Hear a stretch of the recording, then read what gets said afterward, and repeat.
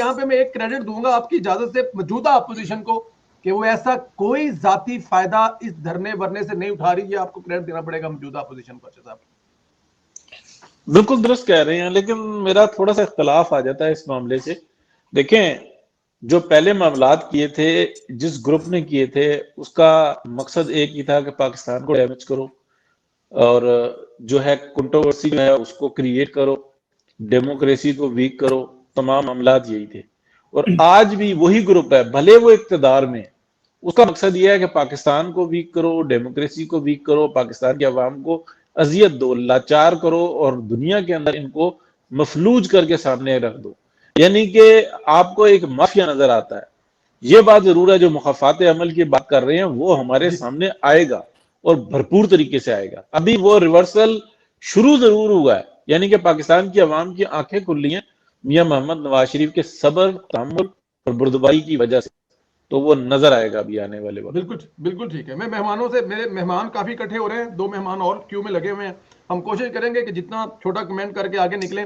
और मजे की बात देखें, ये अमेरिका अमेरिका और कनाडा सारे गड्डियां जो बैठे ने अमेरिका कनाडा वाले सब ठीक से है ना ਤੁਹਾਡੇ ਉੱਥੇ ਘਰਾਂ ਚੋਂ ਕੱਢ ਨਹੀਂ ਤਾਂ ਕਿਸੇ ਨੇ ਤੁਹਾਨੂੰ वीकेंड है सर, वीकेंड है। अच्छा मेरे वीकेंड इलाके है। में तो इंटरनेट बस खराब हुआ हुआ है। बस वीकेंड अगली बात नहीं बतानी, ये फैमिली प्रोग्राम है प्लीज। नहीं, सर सर हम लोग मेहनत का शादी हैं, हम लोग मेहनत करते हैं और मेहनत कर रहे हैं, काम पे हम लोग। अच्छा वीकेंड वाली मेहनत नहीं, नॉर्मल मेहनत जी मतलब दुनिया में चल रही है। बड़ी मेहरबानी सर। अताक कुरैशी साहब ने कनाडा से ज्वाइन किया, फारूक खान साहब ने और राजा साहब ने हमें किया। राजा साहब मैं जरा आपकी तरफ आता, मुझे जरा ये बताएं कि तहरीके लबैक के इस सारे धरने और मामले के पीछे क्या मकासद है सर? ये नेचुरल से हो रहा है या तवज्जो हटाओ प्रोग्राम है? क्या मकसद हासिल किया जा रहा है इससे सर? जी बिस्मिल्लाहिर्रहमानिर्रहीम। तमाम दोस्तों को मेरी तरफ से अस्सलाम वालेकुम और हमारे जितने ऑडियंस हैं सबको सलाम। मुझे अपनी जो मेरी जाती राय है उसमें मैं ये समझता हूँ कि ये जो अपोजिशन ने महंगाई के खिलाफ प्रोटेस्ट करने का आगाज किया है, पहली तो ये काम ऐसे करते हैं ना कि एक ही चीज से बहुत सारे इनके मकासद होते हैं जो उन्होंने अचीव करने होते हैं। एक तो ये है कि वो जो अपोजिशन की पार्टियां महंगाई के खिलाफ उन्होंने तहरीक चलाई है, उसको अब ये बहुत पीछे ले जाएगा था। ये जितनी एक्सरसाइज है हर जगह, हर मीडिया पे सिर्फ एक ही चीज दिखाई देगी और वो होगा ये टीएलपी का सारा जो है ना वो मार्च। महंगाई वाले सीन आपको नजर ही नहीं आएंगे, अगर नजर आए भी तो उनपे कोई तवज्जो नहीं देगा। एक तो सबसे बड़ी जो उनकी जो चीज वो अचीव करेंगे वो ये है। दूसरी जो कहा जाता है उस पे खान फारूक साहब की हम बेहतर राय लेंगे। ये भी कहा जाता है जी कि ये बाजवा साहब और फैज साहब की कोई लड़ाई है जिसको डाउन द लाइन जो है वो शायद बाजवा साहब के खिलाफ किसी मजहब कार्ड के इस्तेमाल का भी जो है ना एक मसला नजर आता है। मैं समझता हूँ कि अपोजिशन और हुकूमत की लड़ाई से ज्यादा इस वक्त जो लड़ाई जाहिर बंदा एज्यूम कर सकता है वो बाजवा साहब की और फैज साहब की है कि बाजवा साहब की एक्सटेंशन अगर होती है तो फैज साहब की छुट्टी, मतलब वो उनका आर्मी चीफ बनने का चांस वो खत्म हो जाता है।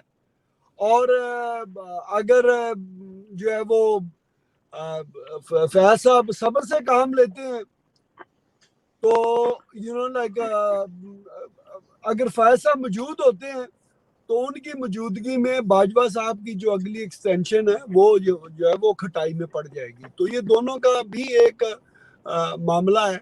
और तीसरा जो ये है कि ये भी जाहिरन इसको भी आप रूल आउट नहीं कर सकते कि इसके दिन शायद बहुत कम रह चुके हैं। मेरी इतलात के मुताबिक कोई महीना 1.5 महीना मैक्सिमम जो है ना वो टाइम शायद दिया जाएगा, उसके बाद जो है खेल जो है वो ख़त्म होगा।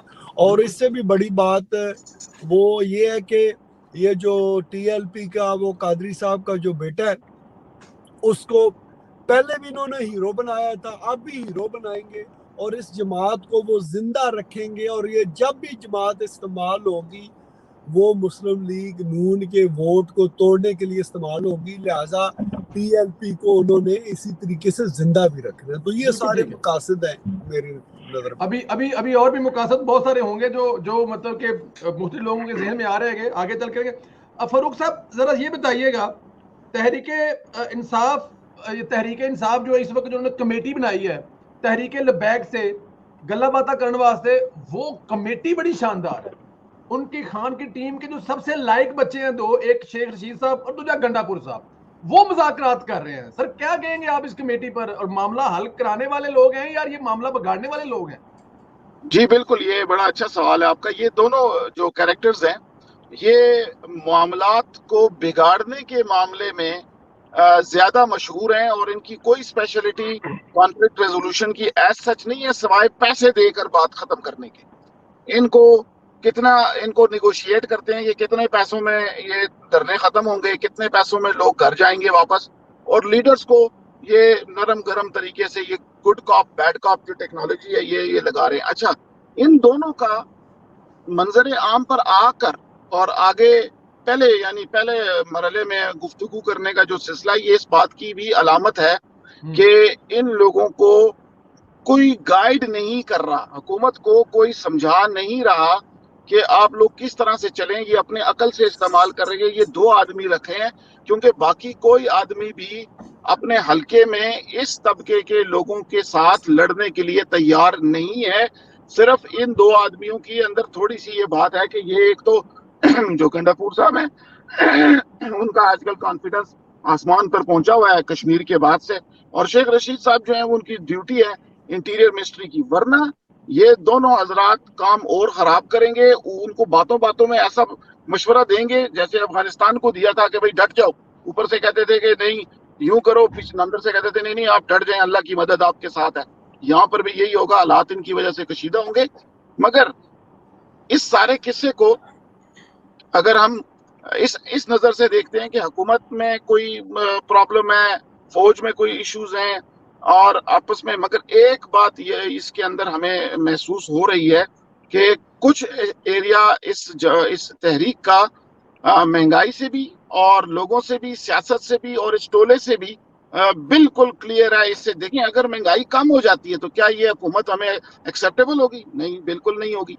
लिहाजा इसके अंदर बहुत सारे ऐसे एलिमेंट्स भी जमा हो गए हैं, और हमारी जो नजर होती है वो हम रखते हैं एक्स मिलिट्री ऑफिसर्स पर, क्योंकि वो लोग माशाल्लाह होश से काम चलाते भी हैं और वो मुल्क को नुकसान के मामले में बड़े सेंसिटिव रहते हैं, वो बोल जाते हैं। तो यहाँ पर भी हम देख रहे हैं कि बहुत सारे उसमें से एक्टिव हैं, मगर उनका जज्बा जो है वो कम नहीं हो रहा। अभी भी जज्बा उनका कम नहीं हो रहा। आपको लाहौर में कितने कैजुअलिटीज की खबर है आपके पास? सर वो जो वहां पे जो खबर है वो तो सोशल मीडिया पे तो खबर ठीक ठाक खबरें हैं, लेकिन तस्दीक कहीं से कोई नहीं है उसकी। नहीं, जब इमरजेंसी हो रही होती है ना तो उसके 4 घंटे के बाद एक कंबाइंड मौकफ आया होता है। तो अब ये इमरजेंसी चल रही है लंबी, और इसके अंदर कैजुअलिटीज भी आ रही हैं। लोकल फुटेज पेरिस्कोप पे आप जाकर देखें, वहां पे मिल भी रही है, और फिर वहां पर और ऑर्गेनाइज हो रहा है काम, ऑर्गेनाइज हो रहे हैं। ऐसे तबके भी आ रहे हैं जिनका मजहब से कोई ताल्लुक नहीं है। बिल्कुल ठीक है। हमदर्दी का जो वोट होता है ना, या हमदर्दी की वो जो लहर होती है बड़ी होती है। अता कुरैशी साहब भी हमारे साथ है। अता साहब, इस वक्त बताइए, मुल्क जो है ना वो खाना जंगी का शिकार है। आपके जो वज़ीर आज़म साहब हैं वो इस वक्त सऊदी अरब के दौरे पर है। वजीर जो इस वक्त दाखिला शेख रशीद साहब, उनके हवाले मुल्क किया हुआ है। इनकी संजीदगी का तो इससे अंदाजा लगाया जा सकता है। क्या कहेंगे सर इस पर आप? जी अस्सलाम वालेकुम जी to everyone and thanks for having me over. बहुत बहुत शुक्रिया संदीला साहब, बड़े शॉर्ट नोटिस से आपने बताया। मैं उस वक्त घर से निकल रहा था ऑफिस के लिए, तो इसलिए that's why I am in car. तो उस तरह से जी बात आपने बड़ी अच्छी की है। पॉइंट होता ये है पूरी दुनिया में कि मुल्क के अंदर हालात अगर इस तरह के हों तो प्राइम मिनिस्टर जहां भी होते हैं तो वो वापस आते हैं पाकिस्तान में, अपने कंट्री में, कि भाई हालात वहां पे ठीक नहीं है, they have to rush back. यहाँ पे तो उल्टी गंगा है, कुछ समझ नहीं आ रही हो क्या रहा है कि प्राइम मिनिस्टर साहब को किसी की शादी अटेंड करने की पड़ी है जो हाल ही पिछले हफ्ते हो चुकी है, उस पे झूठ बोल रहे हैं। अब वहां पे जाके मोदिया माफी मांगने के चक्कर में है कि माफ कर दो, जो कुछ कहेंगे माई बाप हम करेंगे, हमें बचा लो। लेकिन जितने लोगों का खून बहा है, जितने लोगों को नुकसान पहुंचा रहे हैं, 22 करोड़ अवाम जिस तरह से पिस रही है, देखिए जी बात ये होती है कि अल्लाह ताला की जात सबसे बड़ी है और अल्लाह ताला की जात जो है ना ये असबाब बना रही है। शेख रशीद साहब को क्रिकेट मैच के प्री इंटीरियर मिनिस्टर को जब उन्हें बिल्कुल फ्रंट लाइन पे होना चाहिए इन सब चीजों के लिए। प्राइम मिनिस्टर साहब पता नहीं आपने कहा प्राइम मिनिस्टर, मेरे प्राइम मिनिस्टर तो नहीं है सर वो, आई एम सॉरी, मेरे हमारे प्राइम भी नहीं मिनिस्टर है। नहीं है वो। जिनके प्राइम हमारे भी मिनिस्टर नहीं वो अगर प्राइम मिनिस्टर होते तो यहाँ पे होते, प्राइम मिनिस्टर होते तो यहाँ पे होते। मुल्क तो में ये होता। सारे इस चक्कर में सब अपनी कुर्सी बचाने के चक्कर में है, बाकी इसके अलावा इनका कोई एजेंडा नहीं है। They have no vision, no agenda, nothing to do but तो अपनी कुर्सी बचाने के चक्कर में। अल्लाह ताला पाकिस्तान की हालत पे रहम करे। आमीन और ये आमीन। आमीन। 22 ये सिर्फ ओवरसीज वोटों का सोच रहे हैं, बाकी उसके अलावा इनको जो है ना 22 करोड़ आवाम की फिक्र नहीं है। ये समझते हैं बिल्कुल कि यहाँ बाहर जो 80-90 लाख हैं इनकी वोटों से फिर प्राइम मिनिस्टर बन जाएंगे, वो भूल जाएं। वो अभी तो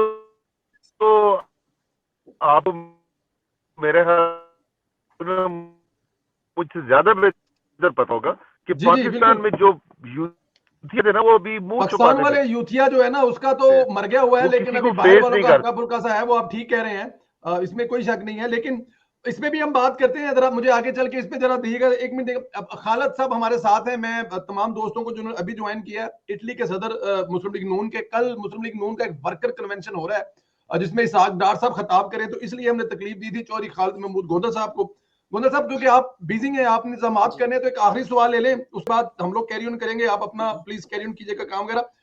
ये अभी अत्तार साहब ने जो बात की है, इटली में भी जाहिर है बहुत ज्यादा होंगे जिनको अच्छी जुबान में यूथिया कहा जाता है, पीटीआई के सपोर्टर होंगे जो पेट्रोल भी 500 का पेट्रोल डलवाने के लिए तैयार थे, डॉलर भी। क्या हालात हैं सर वहां पे? इन चीजों के बाद कुछ कम हुआ है, वो कुछ अल्लाह को प्यारे हुए हैं कि अभी मौजूद हैं? अल्लाह नहीं नहीं ताला करम करे